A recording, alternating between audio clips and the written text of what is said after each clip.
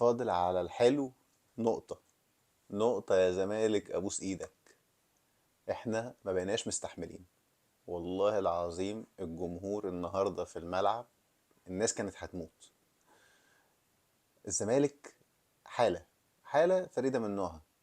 مش هينفع نشرحها لحد، مش هينفع نبررها لحد، ولكن هو بالنسبة لنا هو الحاجة اللي بنتمنى نشوفها بتكسب عشان نفرح من قلبنا.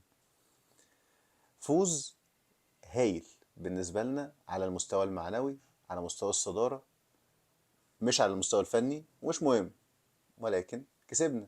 وفي نفس الوقت بيراميدز تعثر وادانا هدية عشان نهدى واحنا رايحين نهائي الكونفدرالية. الزمالك دلوقتي فارق عن بيراميدز نقطتين، وكل اللي محتاجينه نقطة من مباراة السيراميكا. نقطة. نقطة نبوس ايديكم، هي نقطة. مش عايزين خلاص، مش عايزين مكسب. في تآمر عمال يحصل من الكون كله عشان ناخد الدوري. كفاية بقى طيبة، كفاية بقى حب للغير، كفاية تواضع. لو سمحتوا، خلاص الدوري عايز يبقى بتاعنا، ولو خسرناه هنبقى احنا اللي خسرنا الدوري، مش اي حاجة تانية هي اللي حصلت. فوز عظيم للزمالك على سموحة النهاردة 1-0 بشق الأنفس، بأداء سيء في الشوط الأولاني، أو مش أداء أصلا في الشوط الأولاني، بتشكيلة كان فيها بعض التغييرات الاضطرارية من كابتن معتمد جمال نتيجة للإصابة بتاعت بيتزيرا، اللي يعني احنا من غيره الدنيا بايظة. شفنا عدم وجود بيتزيرا في الشوط الأولاني خلى المنظر شكله عامل ازاي، ودي حاجة مش طبيعية. حاجة مش طبيعية ان انا مجرد عدم وجود بيتزيرا في الملعب يخليني شكلي عامل كده. ولكن انا مش هرجع ده لعدم وجود بيتزيرا بس، لان في عوامل اخرى هي اللي عامله المنظر ده اكيد. ولكن هو ده مش وقته، ده مش وقته. ولكن احنا منظرنا الشوط الاولاني، احنا التشكيله مبدئيا كانت ماشي يعني. حراسه المرمى المهدي سليمان، قصاده اسماعيل وحسام عبد المجيد. رجوع محمد ابراهيم تاني لمكانه كباك رايت. النهارده فتوح هو اللي بقى باك ليفت، وقدامه في الوينج بنتايج. نص الملعب كان فيه شحاته وعبد الله السعيد، وقدامهم ادم كايد. وفي الهجوم ناصر، وعلى يمينه عودي. طبعا عدم وجود بيتزيرا هو اللي فشكل الموضوع بالشكل ده، وده هو ده غالبا هو سبب مشاركة آدم كايد من البداية والشيفت اللي حصل في المراكز. طبعا ليه فتوح ورا وليه بنتايج قدام؟ ما هو قبل كده كان بيحط فتوح قدام وبنتايج هو اللي ورا، لأن بعض الكلام الفني كان بيتقال ان ليه بنتايج ما يبقاش هو الوينج بحكم ان هو السريع.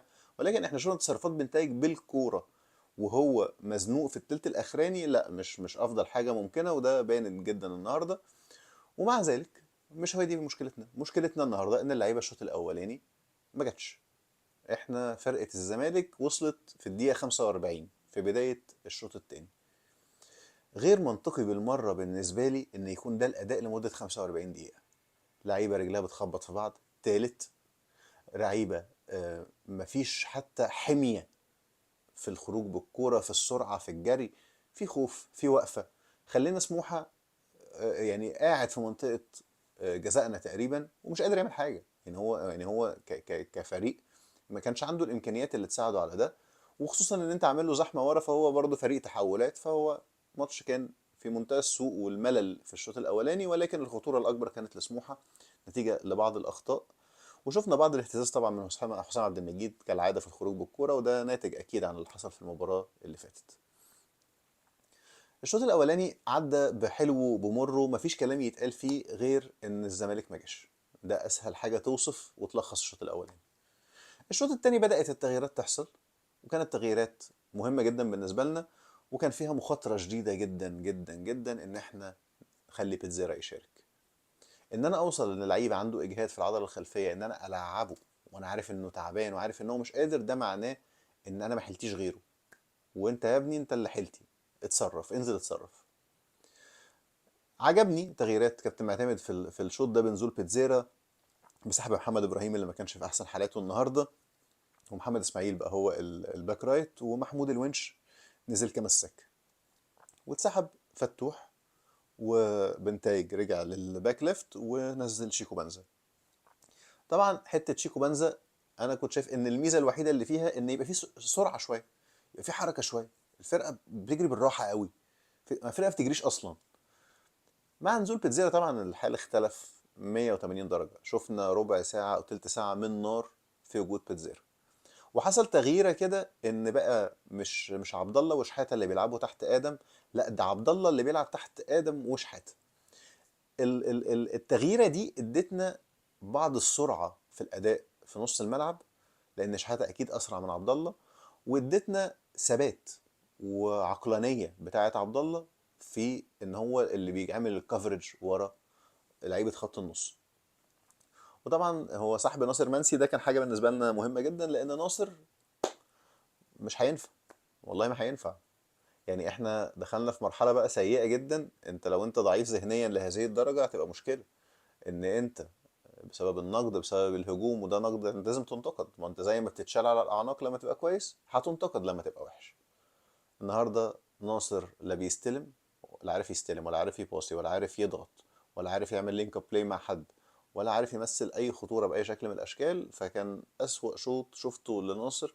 ومعرفش هل ده لان انا كنت في الملعب فكنت مركز معاه شويه زياده، بس انا ركزت مع اكتر من لاعب يعني عشان برضو الفرجه في الملعب بتبقى مختلفه شويه. النهارده انا شفت من عبد الله يعني ممكن عبد الله كبر، عبد الله مجهوده قل، عبد الله يعني مش هو عبد الله بتاع زمان، ولكن بالنسبه لي انا في مدير فني في الملعب. عبد الله النهارده مرجع 3 أو 4 لعيبه من خروج من مراكزهم، وكانت ممكن تبقى بتمثل خطوره علينا بشكل كبير جدا، خصوصا في الشوط الثاني. هو اللي كان بيسوق الملعب. اللعيبه كانت بتشرد، بتفك، بتطلع بره مركزها. عبد الله كان بيرجع كل لعيب في مركزه بطريقه فعلا في مدير فني عندي في الملعب. غير ان هو على مستوى الاداء النهارده انا شايف ان هو كان من افضل مبارياته تعتبر، خصوصا في السيطره على نص الملعب. ولكن طبعا على الجانب الهجومي احنا ما كانش عندنا شكل هجومي غير في وجود بيتزيرا، عشان ما نضحكش على نفسنا. ويمكن في الشويه اللي في الاخر لما بدا يبقى فيه اندفاع من سموحه، وبقينا بيبقى فيه سرعات بقى لشيكوبانزا والعدي.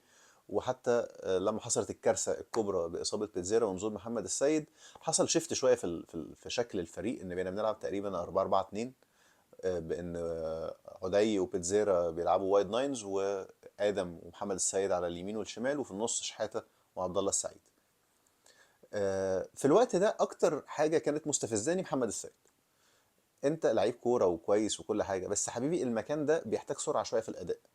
يعني انت في بعض التحولات انت كنت بتحتفظ بالكوره زياده عن اللزوم، او بتخبط مع زمايلك، او ان حتى في كوره جات لك وخلاص عدي ريحها لك، وانت هي لمسه واحده لشيكو بنزا الناحيه التانيه، المفروض جون. مع طبعا شيكو بنزا ما تتوقعش، ولكن المفروض جون. على الأقل اعمل انت الصح ومالكش دعوه. انما رحت راجع تاني للدفاع وقعدت تخبط وتعمل. ف... فمحمد السيد انت محتاج تنضج. انت لعيب صغير واحنا عارفين ده كويس قوي، بس لازم يكون في بعض النضوج في قراراتك. انت اكيد مهزوز زي ما كل زمايلك مهزوزين، بس احنا خلاص احنا ما حلتناش حد ننزله، مفيش. يعني احنا الفرقه في حاله لا يرثى لها، ان هم انا ال 11 اللي في الملعب لو وحشين هتبقى مصيبه سودة. ف... فبالنسبه لي محمد السيد مش في افضل حالاته، ولكن عمل اللي يقدر عليه.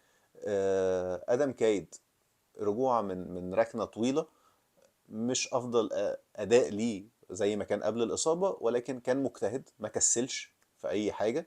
فما اقدرش اتكلم على ادم. محمد شحاته انت بالنسبه لي بقى حاجه صعبه جدا. ليه؟ لان انت عملت مباراه انا شايفها كانت مباراه كويسه جدا، خصوصا على الجانب الدفاعي، وعلى ان انت كنت بتضغط وبتبدا الهجمه بشكل كويس جدا لغايه اخر 6 دقائق، اللي انا محتاج فيهم لعيبتي المميزين. انت عامل عليا 3 تحولات ب3 ميس باس او قرار غلط في اخر 6 دقائق، وكلهم ادوا الى ان عبد الله بيعمل فاولات تكتيكيه في نص الملعب عشان يعطل الهجمه، لان كانت هتبقى هجمه مرتده في منتهى الخطوره. ما ينفعش، ما ينفعش في الليفل ده، وما ينفعش في الماتشات دي وفي الظروف دي ان انت يبقى فيه السذاجه دي. انا عندي 6 دقايق وقت ضايع ورايح بهجمه مرتده، عندك حاجه من الاثنين: يا كره مضمونه، يتعطل اللعب وتفتح اللعب على الجناب وتاخد الكره ناحيه الكورنر، زي ما اكيد عاملها من غير قصد، بس شيكو بنزا عملها لما جرى بالباك رايت وراح بيه لغايه الكورنر واخد كورنر. انا بالنسبه لي هو ده اللي المفروض يحصل في المواقف دي. هي الخبره بتقول كده. انت هتسحب اللعيبه معاك عشان تطول زمن الهجمه بتاعتك، ويحصل ترانزيشن للعيبه بتاعت الفريق بتاعك، لان هي الهجمه المرتده فرقتك لسه ورا، مفيش لعيب تسند عليه. فطول زمن الهجمه، طول زمن الهجمه، ولو تقدر تاخد بيه كره ثابته، كورنر، اوت، وات ايفر، عشان تنقل فرقتك تاني وتشيل الضغط من على خط الدفاع بتاعك.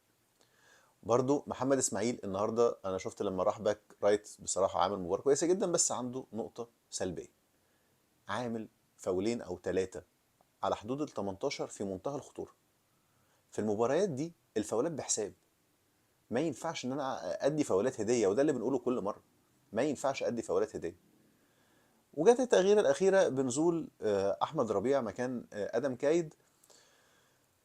يعني انا بصراحه، انا التغييره دي وهي بتحصل انا قلبي واقع في رجلي، لان انا اخر حاجه فاكرها شكل احمد ربيع في ماتش انبي، ولكن هو النهارده يعني ما كانش سيء، او نزل مش مطلوب منه حاجه غير بوظ، يعني انت نازل تبوظ. ولكن طبعا كان بيبقى اوف بوزيشن كتير جدا، وعبد الله كان بيرجعه. وهو في الوقت ده احنا تقريبا ما كانش لينا شكل يعني خطه بنلعب بيها، احنا كله ورا، كله ورا، ويرمي العدايه وبتزرع قدام، عدايه وشيكو بانزا قدام. ففي الاخر المحصله النهائيه فنيا عندنا مشاكل كتير جدا، بس خلاص هو مش وقته. محدش، احنا هنتكلم في فنيات وهي فاضل ماتش. انا خلاص دلوقتي فاضل لي نقطه، لو سمحتوا انا عايز النقطه، مفيهاش حاجه يعني، مش طلب صعب، احنا عايزين نقطه، كنا عايزين مكسب، دلوقتي عايزين نقطه. وفي النص عندنا كونفدراليه، مباراه رايح جاي، لازم يكون ليها اداء تكتيكي بشكل معين، كل الكلام ده تمام. احنا محتاجين نهدى، كابتن معتمد نفسه محتاج يهدى، لازم اللعيبه يوصل لها ثقه المدرب في نفسه وفيهم، لان لو المدرب ما عندوش ثقه في لعيبته ولا في نفسه دي كارثه. فعدت، فاضل 90 دقيقه، نبوس ايديكم لو سمحتوا، الناس اللي كانت موجوده في الملعب النهارده واللي موجوده كل مره، الناس دي ما ينفعش تزعل، الناس دي اخلصت وعملت مجهود وتعبت وفضلت وراكم لغايه الاخر، فما ينفعش تزعل. وصلتوهم في وقت معين في الشوط الاولاني اما قالوا لكم العب بقى يا عم خلي عندك دم، فعلا ما كنتش بتلعبوا في الشوط الاولاني، المنظر بتاع الشوط الاولاني ده ما ينفعش يتكرر تاني. ده هو ده بقى اللي ما فيهاش، دي ما فيهاش كلام. ظروف صعبه، مفيش فلوس، مفيش اي حاجه، مفيش اي حاجه، احنا عارفين مفيش اي حاجه، بس ممكن من اجل الانسانيه، من اجل الجمهور، من اجل الشعار، دوسوا على نفسكم 90 دقيقه جايه، مش مطلوب اكتر من كده. استراحه محارب، وهننتقل للكونفدراليه، اللي هي برضو النادي بقى نفسه مش الجمهور متعلق فيها، فلوسها دي احنا تلزمنا، تلزمنا عشان نعرف نروح شامبيونز ليج السنه الجايه. مبروك للزمالك، شكرا سيراميكا، وكملوا واجبكم بقى ونهدى كده الماتش اللي فاضل. مباراة الأهلي بالنسبة لنا لا تمثل أي ضغوط دلوقتي، فهانت يا رجالة، هانت يا زملكاوية، وفاضل على الحلو نقطة.